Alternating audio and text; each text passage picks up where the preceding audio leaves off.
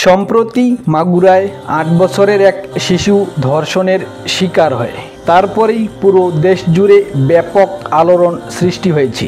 এই ঘটনার পর আরও বেশ কিছু ঘটনা মিডিয়ায় এসেছে, যা অভিভাবকদের এক ধরনের আতঙ্কের মধ্যে ফেলেছে।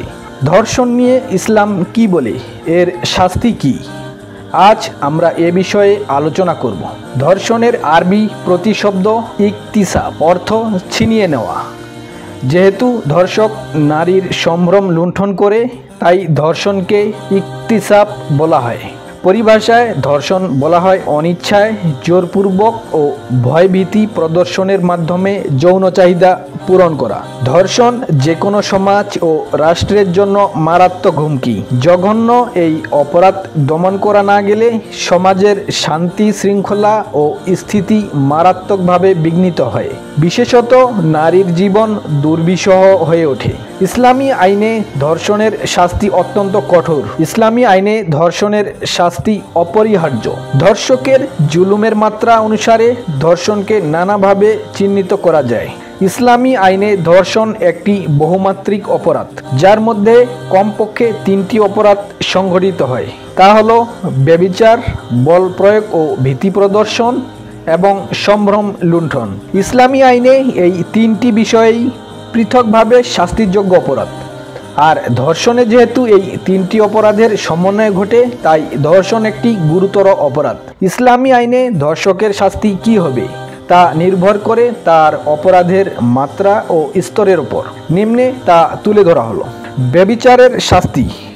বেশিরভাগ আলেম বলেন, ধর্ষক যদি প্রাণঘাতী অস্ত্রের মাধ্যমে ভয়ভীতি প্রদর্শন না করে শুধু বল প্রয়োগ করে, তবে সে ব্যভিচারের শাস্তি ভোগ করবে। ইসলামী আইনে ব্যভিচারের শাস্তি হলো, ব্যভিচারে লিপ্ত ব্যক্তি অবিবাহিত হলে 100 কশাঘাত। পবিত্র কোরআনে ইরশাদ হয়েছে, ব্যভিচারিণী ও ব্যভিচারী তাদের প্রত্যেককে 100 কশাঘাত করবে। আল্লাহর বিধান বাস্তবায়নে তাদের প্রতি দয়া যেন তোমাদের প্রভাবিত না করে, যদি তোমরা আল্লাহ ও পরকালে বিশ্বাসী হও। মুমিনদের একটি দল যেন তাদের শাস্তি প্রত্যক্ষ করে। সূরা নূর আয়াত 2। এরপর ব্যভিচারে লিপ্ত ব্যক্তি বিবাহিত হলে তার শাস্তি প্রত্যাঘাতে মৃত্যু। রাসূলুল্লাহ সাল্লাল্লাহু আলাইহি ওয়াসাল্লাম বলেছেন, যখন বিবাহিত নারী ও পুরুষ ব্যভিচারে লিপ্ত হয়, তখন তাদের মৃত্যু পর্যন্ত পাথর নিক্ষেপ করো। এরপর মুহারিবের শাস্তি। ধর্ষক যদি অস্ত্র ধারণ করে অথবা অন্য কোনো উপায়ে ধর্ষিতাকে জীবনের হুমকি দেয়, তবে তার ওপর মুহারিবের শাস্তি প্রয়োগ করা হবে। মুহারিব হলো যে ব্যক্তি ত্রাস সৃষ্টি করে কোনো কিছু কেড়ে নেয়। ত্রাস সৃষ্টিকারী অস্ত্র ব্যবহার করুক বা না করুক। মুহারিবের শাস্তি সম্পর্কে পবিত্র কোরআনে ইরশাদ হয়েছে, যারা আল্লাহ ও তার রাসূলের বিরুদ্ধে যুদ্ধ করে এবং দুনিয়ায় ধ্বংসযোগ্য কাজ করে বেড়ায়, তাদের শাস্তি হচ্ছে তাদের হত্যা করা হবে অথবা শুলে চড়ানো হবে, বা তাদের হাত পা বিপরীত দিক থেকে কেটে দেওয়া হবে, কিংবা দেশ থেকে নির্বাসিত করা হবে। এটি তাদের পার্থিব লাঞ্ছনা, আর পরকালে তাদের জন্য রয়েছে কঠিন শাস্তি। এরপর উঁচু স্থান থেকে ফেলে হত্যা। ধর্ষক যদি বলাৎকার করে, তখনও তার শাস্তি মৃত্যুদণ্ড। এই শাস্তি কিভাবে বাস্তবায়ন করতে হবে তা নিয়ে ফিকাহের ইমামদের মতভিন্নতা আছে। তা হলো, তাকে প্রস্তাঘাতে হত্যা করা হবে, তাকে পুড়িয়ে হত্যা করা হবে, তাকে উঁচু স্থান থেকে ফেলে দেওয়া এবং তার উপর পাথর নিক্ষেপ করা হবে। আব্দুল্লাহ ইবনে আব্বাস রাদিয়াল্লাহু তাআলা আনহু সহ একদল সাহাবী শেষোক্ত পদ্ধতিকে প্রাধান্য দিয়েছেন। মৃত্যুদণ্ড। ধর্ষক যদি কোনো শিশুকে ধর্ষণ করে এবং এতে তার মৃত্যু হয়, তবে তার শাস্তি মৃত্যুদণ্ড।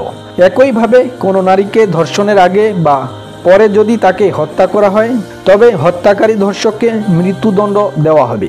বেশিরভাগ ফকিহের মতে এমন ব্যক্তির মৃত্যুদণ্ড তরবারির মাধ্যমে বাস্তবায়ন করা হবে। মহান আল্লাহ বলেন, কেউ তোমাদের সঙ্গে সীমা লঙ্ঘন করলে তোমরাও তার সঙ্গে অনুরূপ আচরণ করো। সূরা বাকারা আয়াত 194। অন্য আয়াতে ইরশাদ হয়েছে, হে মুমিনেরা, নিহতদের ব্যাপারে তোমাদের জন্য কিসাসের বিধান দেওয়া হয়েছে। অপরাধ প্রমাণের পর শাস্তি। ব্যভিচার ও ধর্ষণের অপরাধ প্রমাণের পরই কেবল শরীয়ত অনুযায়ী শাস্তি প্রয়োগ করা যাবে। নিছক সন্দেহ বা অভিযোগের ভিত্তিতে তা প্রয়োগ করা যাবে না। এই অপরাধ প্রমাণের পদ্ধতি হলো এক, স্বীকারোক্তি। অপরাধী যখন স্বীকার করবে যে আমি এই অপরাধ করেছি, মহানবী সাল্লাল্লাহু আলাইহি সাল্লাম অপরাধীর স্বীকারোক্তির ভিত্তিতে তাকে শাস্তি দিয়েছেন।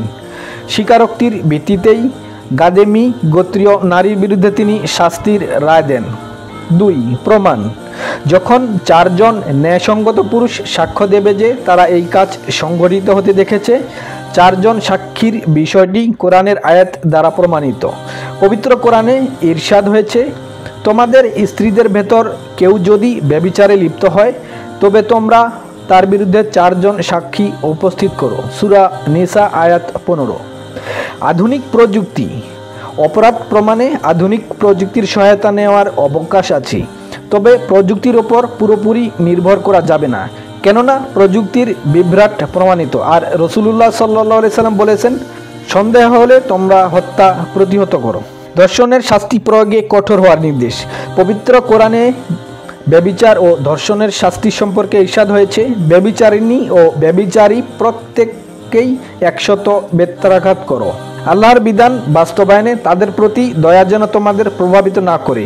যদি তোমরা আল্লাহ ও পরকালে বিশ্বাসী হও, মুমিনদের একটি দল যেন তাদের শাস্তি প্রত্যক্ষ করে। উল্লিখিত আয়াতে 2টি বাক্য অত্যন্ত তাৎপর্যপূর্ণ।